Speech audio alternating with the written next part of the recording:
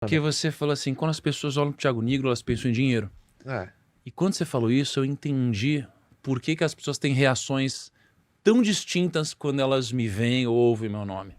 Porque as pessoas olham pro dinheiro de formas muito diferentes. Exatamente. Então tem alguns que olham pro dinheiro como uma solução, como uma esperança, como uma coisa incrível, como uma ferramenta que vai viabilizar sonhos.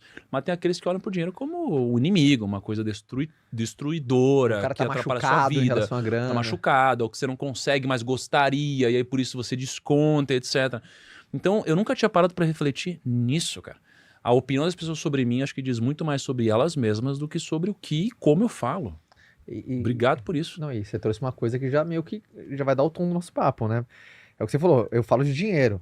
E tem gente que tá muito bem resolvido em relação a isso na sua própria cabeça, na sua concepção, e tem gente que, cara, não dá bons significados, então eu fico naquele fogo cruzado, né? Então, eu fico naquele fogo cruzado. Tem gente que fala, pô, Thiago, obrigado, ou pô, esse cara só fala de dinheiro, né? Então, a primeira coisa é, como que você hoje pensa sobre dinheiro? Porque é muito legal, porque você veio evoluindo junto com a sua própria audiência.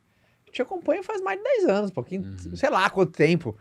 Desde quando se encontrava na academia lá anticamente, Lembra? né, cara? Putz, cara, você gravava, era você e o Kaique, a equipe só. Eu caí, cara. Você e o Kaique, a equipe só. Então, e obviamente você veio tendo um entendimento sobre dinheiro diferente. Então, o como pra eu começar, eu acredito que, cara, a riqueza ela começa aqui, ó. Começa na tua cabeça. Que as nossas ações são reflexo daquilo que a gente pensa. Sim. Ah, Posso, assim, para começar um pouco da definição de como eu vejo dinheiro? é exatamente esse é o ponto. Vou Como começar é que do você fim. enxerga o dinheiro hoje? Vou começar do fim, Tá. Mas eu vou te dar um presente antes que entrega um pouco como eu penso sobre dinheiro hoje. Que é esse livro, que é O Homem que Comprou o Tempo. Né? Então esse Joga daqui presentinho assim de cara? é um presentinho, um livro que não está disponível ainda, está na pré-venda, mas ainda não lançou, então você está recebendo antes de lançar. Ah, E ele mostra um pouquinho sobre como eu vejo o dinheiro hoje. Ele foi um livro escrito que eu não tenho dúvida que é a minha obra-prima até hoje. nossa, bonita capa, hein, cara? Bem bonito, bem bonito. A gente fez ele numa lâmina dourada, brilhante, então ficou bem legal. E o título do livro é O Homem que Comprou o Tempo. Deixa um autógrafozinho, só assina. Olha só, eu combinei o seguinte, uma coisa. Toda vez que eu assinar um livro agora, eu vou botar o número da minha assinatura. Essa daqui é 03. Essa aqui é 03. Então eu vou Vale, anotar... vale, né? Essa aqui vale, Esse né? aqui vale. Porra. O top 3 vale, vai ser numerado. Legal. E então esse livro é uma grande reflexão sobre o dinheiro, no final das contas, né? E o título dele é O Homem que Comprou o Tempo. Tá. Então o que é o dinheiro para mim hoje? O dinheiro, ele é o tempo. O dinheiro é o tempo. Antigamente, o dinheiro ele não era o tempo. Você nunca enxergava assim? Você não enxergava assim antes? Não. Antigamente, eu não tinha tempo, talvez, para enxergar de fato qual era o real valor do dinheiro. Para mim, o dinheiro era muitas coisas. Era uma mistura de problemas emocionais, brigas em família. Era uma mistura de ostentação, sonhos e prazer. Muito prazer. Mas com o passar do tempo, o dinheiro ele deixou de representar tudo isso. Ele se transformou numa ferramenta que permite que eu possa fazer os projetos que eu quiser, porque agora eu tenho tempo. Quando você não tem dinheiro, você não tem tempo para as coisas, então você acaba virando escravo da sua própria rotina e você é obrigado a fazer coisas que você não quer, porque você precisa. E quando você tem dinheiro, você pode fazer o que você quer e você pode jogar o payback das suas ações lá para frente. Então ter dinheiro permite que o payback das suas ações seja jogado lá para frente. Bom, hein? Então o ter dinheiro te traz essa liberdade, Muito bom. onde você não precisa do retorno imediato das suas ações. Por isso você pode fazer de fato o que você acredita. Então, às vezes, se você for pensar no empreendedor, tem aquele empreendedor que está no meio da empresa que ele precisa vender agora, senão ele vai fechar a porta. Exato. E tem aquele que ele sabe que precisa vender, mas ele quer primeiro passar por esse processo, porque vai ser melhor para o cliente dele e para ele, para que ele de fato venda o que ele quer e não venda o que ele é obrigado, por mais que às vezes seja uma coisa que nem vai ser tão boa assim para o cliente. Sim. Porque senão ele vai fechar as portas. Então, o dinheiro, para mim, hoje, ele representa o tempo. Só que é um tempo que é uma espécie de alquimia do tempo, onde você pode, de alguma forma, pegar esse tempo, colocar num pacotinho e passar ele adiante.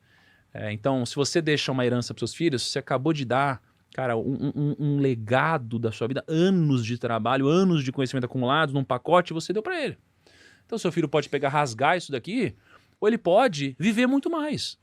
Porque imagina, se você deixa uma herança para um filho, com sabedoria, ele não é mais obrigado, cara, a ralar do jeito que ele ralava, sem propósito na vida dele, e abrir mão de coisas que realmente são muito importantes na vida para poder pagar as contas. Então você acabou de dar tempo para ele, né, no final das contas. Então O dinheiro hoje é super poderoso, ele compra a sua liberdade e, de alguma forma, se passar do ponto também te escraviza. Existe um equilíbrio interessante sobre isso, mas o dinheiro é uma das ferramentas mais poderosas do universo, com certeza, porque Deus está acima de tudo. Mas a única coisa que rivaliza com Deus, ou única não, mas talvez o que mais rivaliza com Deus na Bíblia, por exemplo, é o dinheiro. Sim. Então você tem Mamon, que representa esse Deus. Exato. E por que o dinheiro é um Deus tão poderoso? Porque o dinheiro, ele pode te dar muitas coisas que Deus também dá. Poucas coisas dão coisas que Deus também dá. O dinheiro é uma delas. Só que é claro que ele nunca vai te entregar essas coisas do jeito que Deus dá. Mas ele te entrega. Quais são essas poucas coisas na sua... Paz. As pessoas falam, não, às vezes você tem dinheiro e não tem paz. Tá bom, se você não tem dinheiro, você não tem paz. É muito difícil. Ah, não, mas não é assim. Pô, peraí, então quer dizer que você tem um filho, você tem uma filha que tá morando num lugar perigoso, onde o seu vizinho aqui se ouve grito o tempo todo, ali estão sendo assaltados, ali rola estupro o tempo todo, ela tem que ir pra escola a pé, você tá tranquilo, isso te dá paz? Não te dá paz. O dinheiro vai te dar paz, isso daqui. Você não sabe se você vai ter segurança se você não tiver dinheiro. Uhum. O dinheiro te dá segurança também. Então o dinheiro te dá segurança, o dinheiro te dá paz, o dinheiro te dá uma série de coisas que você geralmente busca em Deus. Por isso que é tão difícil quando você tem dinheiro você buscar Deus. Porque o dinheiro vai te entregar quase tudo que Deus dá. Mas Deus tem sempre um grau acima de paz, um grau acima de segurança. Deus pode dar tudo isso. Mas a gente pode confundir as coisas e transformar Deus no nosso dinheiro. Então Deus é muito poderoso. Desculpa, o dinheiro é muito poderoso. E ao mesmo tempo que ele é muito poderoso, ele também é um grande perigo pra gente. É difícil gerenciar isso. Então, o dinheiro no final das contas também é energia. O dinheiro também é energia. Porque tem uma velha história de um rabino que ele vai subir num palco para dar uma palestra. E aí, um pouco antes de subir no palco, ele chega pro contratante e diz o seguinte: me dá $10.000 agora para eu subir no palco. Ele fala, não tem como, tá louco, já acertou. Ele fala, não, mas eu quero $10.000 agora, senão eu não vou subir. Ele fala, você tá maluco? Eles se juntaram, foram lá, deram $10.000 para ele, e aí ele foi, subiu no palco e arrebentou, e o pessoal ovacionou ele, foi incrível, a melhor apresentação de todas. Ele voltou do bastidor, chegou pro contratante, o contratante elogiou, ao invés de estar bravo, falou que incrível que foi sua apresentação, impressionante. Aí ele falou, toma aqui de volta os $10.000. Ele falou, não, mas não precisa. Ele falou, não, mas toma de volta, eu combinei com você. Ele falou, mas por que você me pediu então esse dinheiro? Aí ele disse, você não tem noção da diferença que faz você subir num palco com $10.000 no bolso. Ou seja, o grau de confiança e energia que isso trouxe para ele é poderoso. Então o dinheiro ele também aumenta sua autoestima, ele aumenta sua confiança. Meu Deus!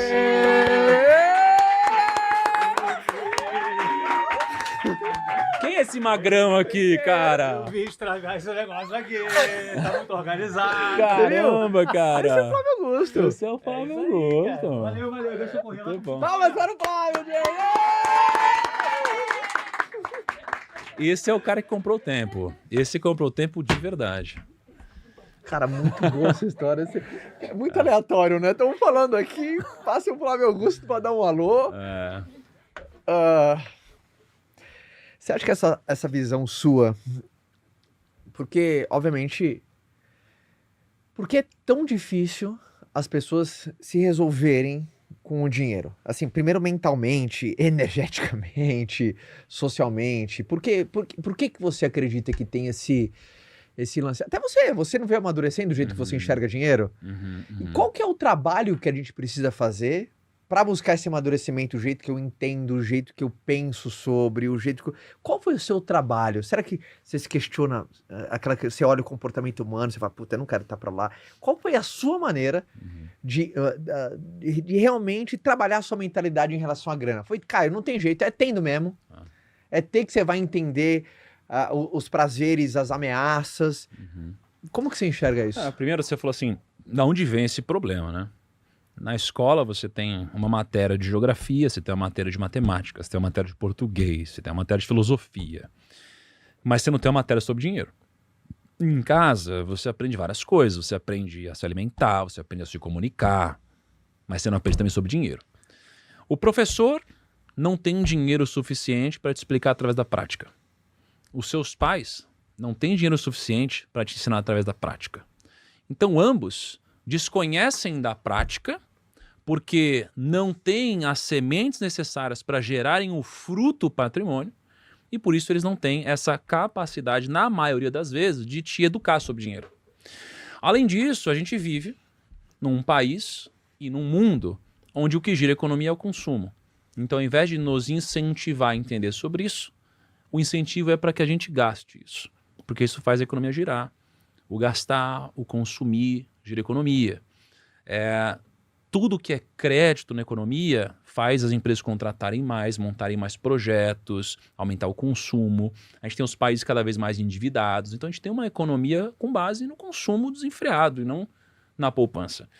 Então tudo isso faz com que a gente viva num cenário onde a gente cada vez desconhece mais sobre o dinheiro.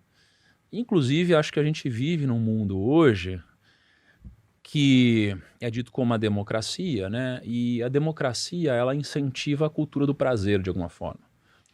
Porque Como assim? a democracia, ela, em tese, vai ser gerida, né? Através de um sistema de votos, que vai elencar alguém para nos representar. Aham. Mas essa pessoa que vai nos representar, dificilmente vai ser a melhor. Ela vai ser a mais popular. Concordo. Então, assim, se o nosso sistema vai eleger alguém para nos representar com base em quem é mais popular, é claro que essa pessoa que vai nos representar vai acabar se transformando na mais popular, porque de alguma forma vai entregar o que a gente quer. E nada na vida é baseado com verdade, né, enraizada no que a gente quer. Né? A gente geralmente deveria ter uma sociedade baseada no que a gente precisa. É o sacrifício e o resultado. Então a democracia, de alguma forma, acaba invertendo um pouco dessa lógica, onde ao invés de a gente pagar um preço e receber algo, a gente quer receber algo antes de pagar o preço. E aí você começa a ter um grande sistema cheio de problemas. E quando você bota o dinheiro nessa equação, o que acontece é que não sabemos sobre dinheiro, queremos o prazer antes de conquistar, não temos a capacidade de conquistar, então a gente passa a querer nos tranquilizar através da crítica a quem conseguiu de algum jeito, e como quem tem dinheiro é a minoria, de uma forma geral, a gente traz dos nossos primórdios aquela vontade de ser aceito pela maioria, então é muito natural a gente criticar aquilo que a gente não é. E a maioria das pessoas não são ricas financeiramente. Então a gente passa a criticar isso, não só por a gente não ter, como também por a gente ter passado por vários problemas na nossa vida por causa da falta disso, e que culminaram em quem a gente se tornou. Pessoas que são escravas da nossa rotina, que acordam muito cedo, que dormem muito tarde, e que, volta e meia, através das redes sociais hoje, permitem que a gente vislumbre alguém muito feliz por estar vivendo algo que a gente não consegue. Então a gente compara o nosso bastidor com o palco dos outros, tudo isso é potencializado com uma série de traumas, junto de a ausência de escolas que ensinem sobre dinheiro, famílias que também ensinem sobre dinheiro, e a gente vive um grande caos. E aí quando alguém vem falar sobre o dinheiro, e diz que o dinheiro é bom, e que as pessoas conseguem, através de muito trabalho, muito esforço, um pouquinho de sorte, um pouco de técnica, construir mais patrimônio, essas pessoas, elas geralmente recebem pedradas, porque é como Platão diria no mito da caverna. Você está ali no escuro, você saiu, conheceu o sol, e aí de repente você volta para contar para os outros e ninguém quer ir ver o sol junto com você. E agora, ao invés de você ficar extremamente feliz por estar vendo o sol, você fica quase que triste e decepcionado por saber que os outros não querem conhecer o que você já conheceu. E eles começam a dizer que você é maluco, e não eles que estão lá vivendo no escuro. Então isso é um pouco do que a gente vive hoje em relação a dinheiro. E por outro lado, talvez a gente nunca tenha vivido um momento com tantas possibilidades de enriquecer como a que a gente tem hoje. Né? Então a gente vive um pouco dessa dualidade no mundo, né?